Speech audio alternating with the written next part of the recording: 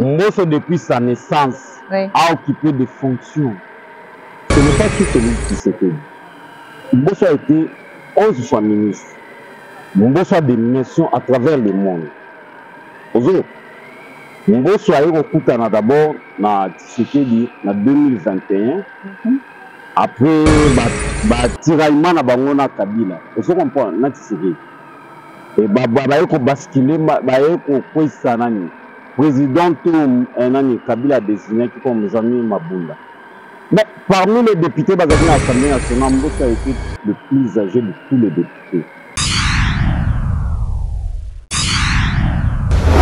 Les gens doivent réclamer, quel que soit au niveau, il y a députation nationale ou provinciale, aux ana na ba preuve le but que nga ba voter nga plus que tel.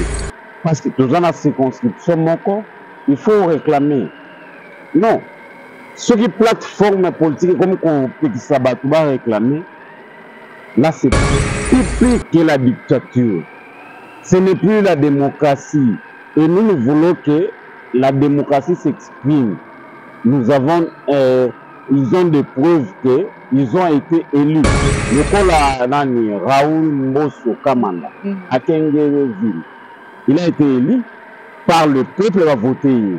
Mais Moto Bangba Pini soit un directeur à fonction publique, a vu combien de voix? Il n'a pas plus de voix que Kamanda. Pour le regroupement Kamanda, Raoul Azaïfi candidat, il a atteint ça été. Mais comment son père Mbosso est élu sur atteindre ça été?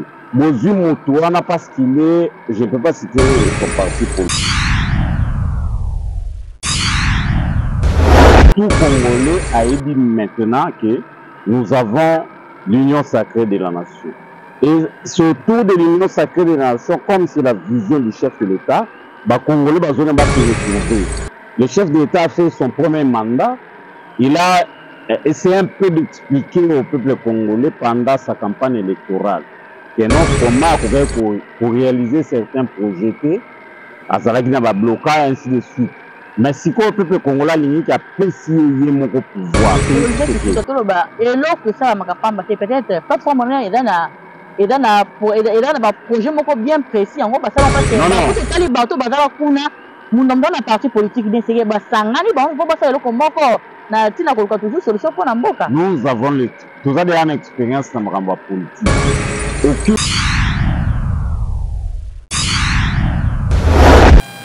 Merci de bien sur Balandia Tindika télévision quand on est sur nous ce qui actualité zali tout bon bango pour na biso mon côté tout ka moyen ni ya ko transmettre bino yango lelo na zali nan de ko Justin qui fout wa zali président ya presse parlementaire ya République démocratique du Congo nene to ko débat que nous sur tel sujet actualité ya mboka Congo mbote mona mboka Justin qui futa mbote mama Sandra Kasson na oyo tala actualité to moni lelo bongo ndeko Vital Kamerhe elongo na bandeko mosusu ba Julien Palu ko na kotaba ko na bongo nyonso te bauti ko sala moi plateforme na bongo moko bazalaki bongo lelo kuna na votana soki ko koloba mwa likambo par rapport na yango.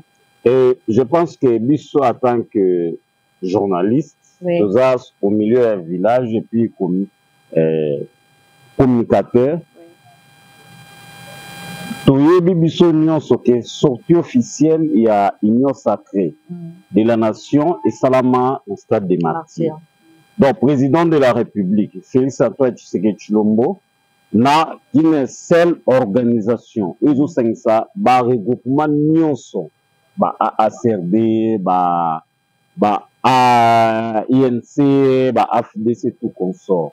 Mais c'est à notre grande surprise de voir encore une autre plateforme mais les choses qu'on n'a jamais connues. En tout cas, de connaître le bloc pendant le règne de Joseph Kabila au sein de la majorité présidentielle, à comme FCC. Tout le monde a été un membre au sein de la majorité présidentielle. Non, en tout cas, c'est très dangereux. Pour moi, selon moi, c'est très dangereux dans une famille politique. Plateforme et puis il ne pas n'importe quelle personne. Bato minene, aujourd'hui, le Vital Kamere n'est pas n'importe qui dans ce pays. Julien Paloukou, Jean-Lucien Boussa, au représentant du chef de l'État. Au moins que, ils ont sur demande à chef de l'État et moko. On va comprendre qu'ils ont un problème. Mais, ce qu'ils ont sur demande à chef de l'État, c'est dangereux pour l'avenir de l'union sacrée de la nation. Donc, lorsque vous appartenez à une famille, lokola ngande na zabou biso to botay na papa na maman et moi na moko bimi alobi te ngai désormais ngande responsable de la famille au moment où papa na maman na va kufite non Félix Tshisekedi azana président de la République donc en dehors de lui eza mutu mususu oyo peuple congolais ko koyo kate yekaka lui seul qui est censé s'adresser à la population congolaise. Alors, à créer plateforme Union Sacrée. À ça, le discours, on a un discours historique pour créer l'Union Sacrée. Il y a beaucoup, c'est 6 minutes. J'ai suivi son discours et ça va 6 minutes seulement pour créer l'Union Sacrée. Aïe, Bamboso, tout consort, Baye, Vandissini. Union sacrée de la nation. Mais à notre grande surprise, après la publication des résultats, après prestation de serment à chef de l'État, le long mardi, Tomoni Kamere, Jean-Lucien Boussa et puis Julien Paloukou, au représentant même mon chef de l'État, qui est sous son rotana. Et pour parler d'une structure, je crois, pacte congolais pour pacte pour le Congo retrouvé. Non. En tout cas, le Congo n'a plus besoin de structure.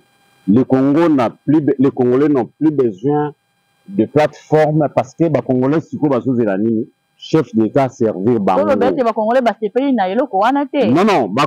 n'ont pas yambi loko wana te. Parce que les Congolais bapesi chef d'État mandat. Ils ont confié le mandat au chef d'État. Il a un mandat de 5 ans. Oui. À Salaki, premier mandat, à un mandat à 5 ans. Il doit servir le peuple. Le chef d'État a une mission pour servir le peuple, va se retrouver. Bama exaté, courant exaté, na bakoya la République, collier exaté, banzelam. Bon, chef d'État a déjà fourni des efforts, même pour construire des routes. Mais Kinshasa n'a pas humains pour banzelam malonga. Bandundu ville, Longwa Monga Tati Bandundu ville, il n'y a pas de route. Nzela Mabele, Mbabi c'est Komarati. Longwa Bukangalonzo, Tika Songolunda territoire, il n'y a pas de route. Chef de l'État, il y a le peuple congolais, il y a un mandat pour l'envoyer. Et le Kwango surtout va voter, chef de l'État va voter. Ah, ça, il y a un banda Bukangalonzo, mission. Et Komati cité Kasongolunda. Il doit le faire parce que le chef d'État, il doit gérer les ressources, tout comme ça. Le chef d'État n'a pas besoin que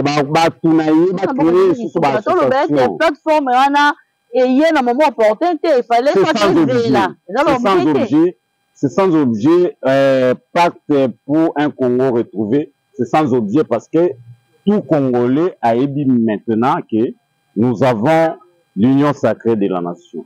Et surtout de l'union sacrée de la nation, comme c'est la vision du chef de l'État, les Congolais va se retrouver. Le chef d'État a fait son premier mandat. Il a essayé un peu d'expliquer au peuple congolais pendant sa campagne électorale que non, comment pour réaliser certains projets, à Zaragina va bloquer, ainsi de suite. Mais si le peuple congolais a apprécié mon pouvoir, et l'autre, ça va peut-être pas forcément et dans un projet bien précis, en gros, parce que les bateaux, nous avons un parti politique, nous avons une expérience dans la politique. Aucune plateforme politique n'a pour l'intérêt du peuple congolais. Et c'est une occasion pour moi d'alerter le chef de l'État. Même approche collaborateur, il faut faire attention avec pacte pour un Congo retrouvé. Et ça va retrouver. Aucun les mots retrouvés déjà, les gens, ces blocs-là, ils vont se retrouver. Alors, Félix Tshisekedi, d'abord, Nazaro s'adressait à des Kinois. Kinois, il est né, grandi ici à Kinshasa. Kinois a besoin. Nous avons besoin de Tshisekedi. Nous avons posé à comment on a fait mandat et puis à réaliser de grandes choses.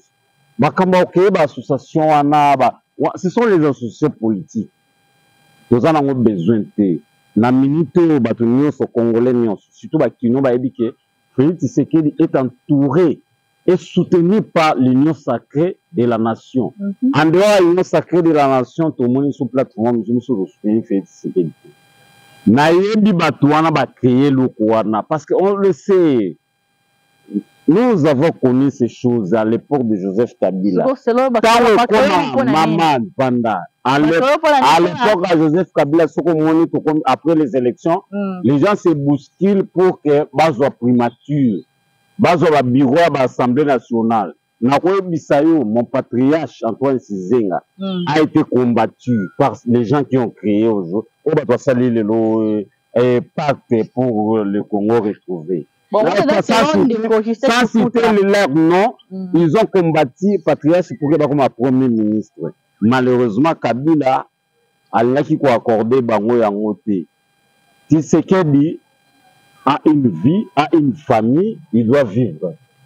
Ala ndababluka luingi wana pia mupepe wana bazwe la wana boy yemoko il est garant des institutions. Il faut nommer informateur pour identifier majorité parlementaire. Moi aussi je peux créer une plateforme. Normalement après l'institution il faut nommer informateur.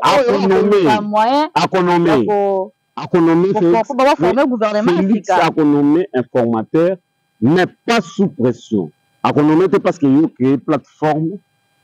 Parce que Naïbi, plateforme, ils ont créé parce que comment s'est bousculé pour la primature et puis pour président de l'Assemblée nationale. Non. Mais là, le moment venu, le chef de l'État. Parce que nous avons la famille Moko.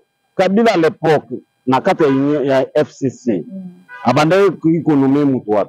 Il y a des députés 1000. Il y a des députés combien Bako sanctionner sa majorité parlementaire. Parce que vous avez opposanté. Ceux qui ont la famille politique à chef de l'État, c'est-à-dire que vous avez la majorité. En tout cas, les députés, on est à parti naïf. Et la nomination du Premier ministre revient au chef de l'État. Lui, celle qui est le garant. Mais chef de l'État, sur Bandi, a cédé déjà comme la pression. Et plateforme, on a tout ça, le meeting. Non, ça devient une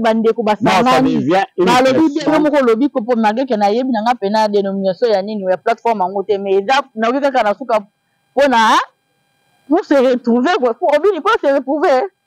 Pacte pour un Congo retrouvé. Pour un Congo retrouvé, bon, ils ont pour la bolam ya mboka, ya mabete. Ils ont pour la mabete pour la. Non, ils ont pour la bolam ya mboka, parce que le groupe de gens là, on va d'abord que ça la plateforme, on a surtout les banques sur la déjà ministre. On a les bandes à pouvoir à ça. Ça dit qu'ils se retrouver déjà. Mais sur plateforme, le mot retrouvé c'est très dangereux pour Félix Tshisekedi. Moi, je suis dans la botane qui ça. Pour les actions du Congo. Au moins là, la botane qui ça n'a pas payé un roi Tshisekedi. Tout qui moi est Yankee. Biso tout droit Yankee. Yankee qui ça c'est ça aussi ma machette au Québec à batouté. Biso qui Yankee na biso ça en cas ça boulot, musala. Félix Tshisekedi avant comme président de la République a zappé Yankee. Faut mon on comprend. Yango mona so conduire biso nenge na yewana. Alors, le mot l'a retrouvé. Pacte pour le Congo retrouvé, le mot retrouvé est dérangé dans ma casse. Parce que Batouana, Baza, les bandes à pouvoir. Pour le bateau, non, Baza, le retrouvé, on est pour un peuple congolais. Bango va se retrouver déjà. Parce que, ce qu'on a vu Vita Kamere, as vice-premier ministre de l'économie, as géré des millions d'économie, à principe, il y a il faut ça là que le peuple congolais se retrouve parce que monnaie les lois ont matali kolo Vita Kamere ndé faut à ça là que à stabiliser monnaie Vita Kamere faut ça que à stabiliser prix essence na mboka à créer les sous contre Tshisekedi pacte pour un Congo retrouvé. Qu'est-ce qui prouve que non, plateforme on est contre non, na lobby plateforme wana est contre Mokonzi Mboka te, mais plateforme wana il faut que le président de la République au moins que yemoka zala impliqué na kati nango. Soka za impliqué que ayebake biso za ba porte-parole. Biso toza ba porte-parole ya population, to va na cité, to yoka ba doléance ya population, Tshisekedi aza kinois. Ozo comprendre. Tshisekedi aza kinois na kinois. Na ko tika jamais Tshisekedi akota na erreur wana ya bato wana, o ba oluka ba intérêt na bango. Le mola nga ya comprendre que bato olinga, les as se bousculent pour que bazwa primature. Nayebiso après les élections, bato se bousculent après bazwa primature na président de l'Assemblée nationale. C'est ça l'objectif, ata ba cacher na ba discours na bango. Na prendre part na moté. Mais je suis journaliste, j'ai été informé, bato plus bazali kuna ka m'informer nga. Le retour toujours au état d'actualité to moni bongo. C'est na otaki ko publier liboso le résultat provisoire ya na o état na députation nationale to moni so ko publier sur na o état li ba député provinciaux. Comment la kemile le taka kembelo mona habité moi mbilika minga parce que da mundu mususu akachine na poto ayaki awate mais ko mona bo ko mona bimi akomi député. Malheureusement de Kokadima azalaki désigné na église ba congolais ba respectera makasi kimbangisi ba désigné comme akende ko assumer fonction ya président Seni na mosala osala kuna Kadima. En tout cas, à ce qu'on aurait mémoire, il n'y a pas Simon Kimbangu. Moi, je suis au Congo. Tout le Congo, à la protestant kimbanguiste et catholique, d'abord les Congo. Nous sommes tous kimbanguistes. Attends, on ressemble à la catholique. Mais d'abord au Congo. Tout le Congo est kimbanguiste.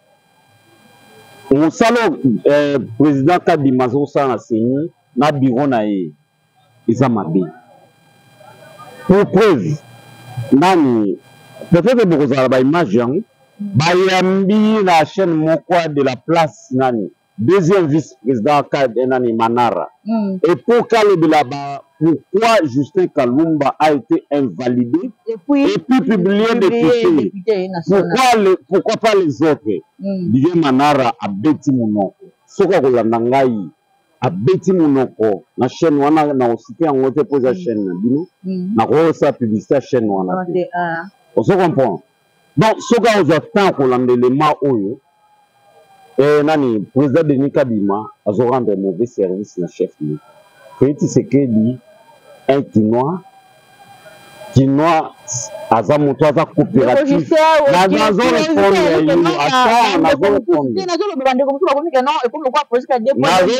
c'est pourquoi na peso exemple d'abord ya Kenge ville na province ya Kwango na Kenge ville Raoul Mousso Kamamba nous avons plus de voix que nous avons la publier et c'est pourquoi dans le Bible na question na yo nous avons soit lésé na tu peux répondre dans la chaîne moko lelo je crois l'été pour les cas sur le journal la peau pour ne pas citer le nom de la chaîne bato nyonso baza lésé bakotisa recours oyo bazala de bacandidat député nationaux. Pourtant l'information se révèle que recours au cours de ça va PV mais ce n'est pas permettre de va PVT. Du coup on va eza problème te. Kadima il n'a pas honoré la mémoire de Simon Kimbangu. Moi personnellement je suis Simon Kimbangu. Moi personnellement je suis Simon Kimbangu. J'incarne la vision de Simon Kimbangu.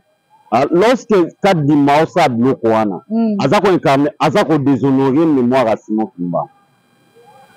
Témoin face à un PV. Mais na Kenge ville na koyebi soki bapreuve ezali ke moto ye Kadima publié comme élu azwa bavoi te mais moto lokola nani Raoul Mboso Kamamba azwa bavoi plus que ye nalingi naloba par là quoi union sacrée toujours na PV wana et là ndeko moko bon yepe avec candidat major qui était avec na national mais na province abengi na province boti na ba PV na nga po awa nga la limite boti na ba PV na ba ebisie biso doit continuer compilation tandis que awa ici ba publier déjà ce qu'on va publier qui awa ça là qui ni besoin qui ba voir na wa ce que je me la question na ko ça que depuis 2006 na bandi ko voter 2011 2018 2023 et ba élection ya mabe to connaître na mboka oyo ils ba élection kadima organisé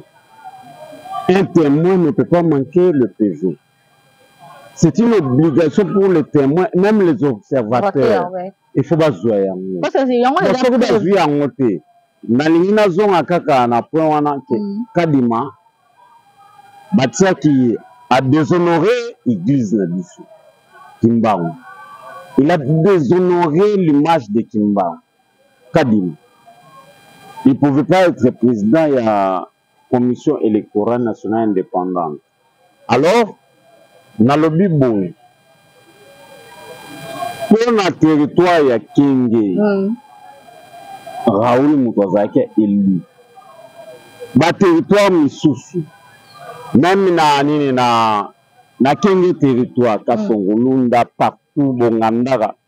Papa, vous êtes lésé, déposez votre recours. Mais j'ai appris, Naza politique, que l'union sacrée, non, ça c'est aussi étouffer la liberté d'expression. Oui. L'union sacrée, Fatika, bateau bazal lésé. Or, à mon canon, Nazaki il votait plus que l'autre. Action se revendique, avec sa réclamation. Mais réclamation, c'est ça, ma sous na CNT, parce que CNI a fait son travail. Maintenant, constitutionnel. Mais laissez les gens libres de réclamer leur voix. Mais pourquoi? Parce que tous ambitions sur la plateforme politique, non, non, les gens doivent réclamer. Quel que soit au niveau, il y a députation nationale ou provinciale, aux ana na ba preuve le but nga ba voter nga plus que tel. Parce que tous en a circonscription, il faut réclamer. Non. Ce qui plateforme politique, comme on peut réclamer, là, c'est plus que la dictature. Ce n'est plus la démocratie. Et nous voulons que la démocratie s'exprime. Nous avons, ils ont des preuves qu'ils ont été élus. Le col Raoul Mbosso Kamanda, à Kengueville. Il a été élu par le peuple, il a voté. Mais Moto va punir soit directeur à fonction publique. A vu combien de voix? Il n'a pas plus de voix que Kamanda. Au regroupement Kamanda, Raoul Azaïki candidat, et atteindre ça été. Mais comment son père, Mbosso, est élu sur atteindre ça été? Bozu Moutouana, parce qu'il est, je ne peux pas citer son parti politique. Ouais. Ce qui est constitutionnel a publié. Oui. Mais Bozu, membre du regroupement, Moussous m'a publié élu. Mais Moussous m'a lobby, parce qu'il y a Kenge territoire, Kenge ville, a voix plus que Moussous, le premier de la ville. Bozu deuxième m'a publié élu. Non. Tu as dit que Balouane est sous un Kadima. Kadima fait ces choses. Il a boutiqué ce qu'il a fait. Non, ce n'est pas notre problème. Kadima a organisé de mauvaises élections dans ce pays. Nous le connaissons. Tout Congolais a reconnu que Kadima, pendant qu'on a commencé l'élection à Mboko, les mauvaises élections, c'est en 2023, sous l'impulsion à Kadima. Mais chef d'État a cédé à Bloc qu'on a même justice a concédé en côté. Parce que tu as dit tricherie en Afrique. Non, ce sont les arrangements tout qu'on sort. Mais l'arrangement avec un partenaire de poids, un partenaire qui pèse, parce que celui-là il est de tel parti. Et puis besoin zoyer pour que vous soyez élu. Non, nous n'allons pas céder. Donc c'est ça qu'il faut rappeler qu'il y a des bons présidents, il y a presse parlementaire, il y a la République démocratique du Congo. Plus maintenant, où est l'actualité des constitutions qu'il faut communiquer, d'ici le 29 janvier, c'est-à-dire rentrée parlementaire, il y a bureau d'âge, sauf imprévu. Mais comment tu moi na mboka mboso azali lisusu parmi bateau ba ko gérer bureau d'âge parce que azali plus âgé est-ce qu'il na habité bateau mususu bazali te kaka ye to ezali kaka politique à deux fois deux mesures il faut pas kaka azala parce que ye abeka na yo mais qui botama la bénédiction te na famille na yo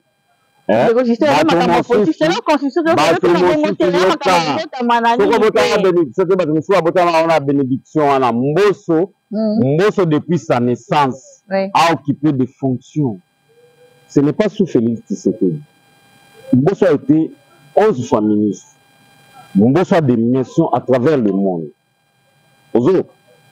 Mbosso a eu d'abord na Tshisekedi en 2021. Après tiraillement na bango na Kabila. Vous comprenez na Tshisekedi. Et ko basculer ko kwesa nani. Président nani Kabila désigné qui comme Jean-Louis Mabunda. Mais parmi les députés bazaki na Assemblée nationale, Mbosso a été le plus âgé de tous les députés. C'est la raison pour laquelle d'abord on a bandi on a wana. Je vais arriver. Okay. D'abord, Abandina ne gérer bureau provisoire après la déchéance à Mabunda parce qu'Azaki Moukola va député news. Non comme ça parce que les gens ne comprennent pas les choses.